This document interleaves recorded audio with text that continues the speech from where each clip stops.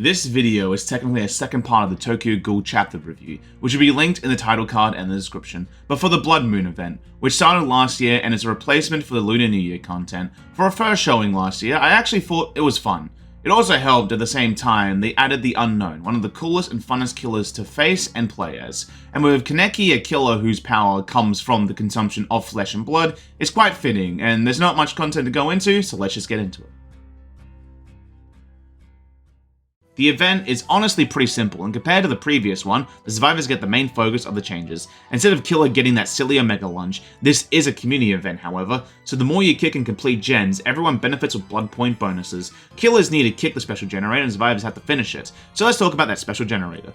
4 of the 7 generators are replaced with basically blood generators.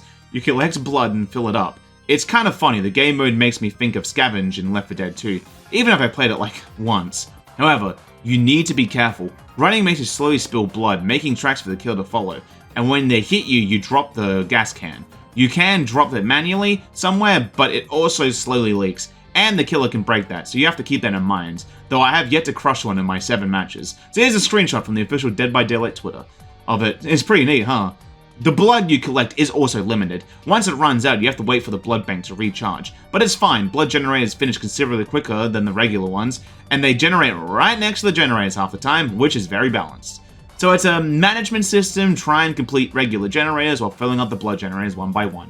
However, one gripe I have with these generators is they're unique and aren't affected by abilities. This comes with massive ramifications of gen regression being almost useless in this game mode. Free gens can't exactly happen due to the map it generates both the regular and blood gens, and Deja Vu just gives you free info and boost for the entire match, but at least you can still kick the generators and survivors have to repair it before they can refill. But that's pretty much it. The world got a bloodier coat of paint and killers have to keep in mind of these new blood generators and adapt their builds accordingly. Honestly, it feels more like an alternate game mode for Dead by Daylight rather than an event. I wouldn't say they swinged and missed, but it's just a little disappointing that it will likely not be seen until next year.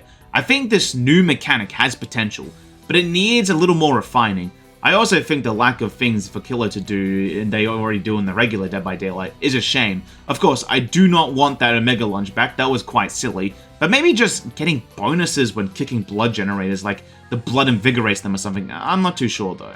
But ultimately, I think the fact the game mode is so bare bones has me on the fence. I don't think it's bad, it just doesn't feel all that grand, at least from someone who plays mostly Killer. The new loop on Survivor, however, feels fresh and might be the only time I say I want to play solo queue. Okay, I'm lying, but yeah, that's everything I've got for today. Still shocked there wasn't much to talk about. Just wait until the end of the month where the new Survivor will come out. But what did you think of the event? What would you give Killers a spicing up? Let me know in the comments. And if you want to hear me yap about Dead by Daylight or even JRPG content, then like and subscribe and have a wonderful day.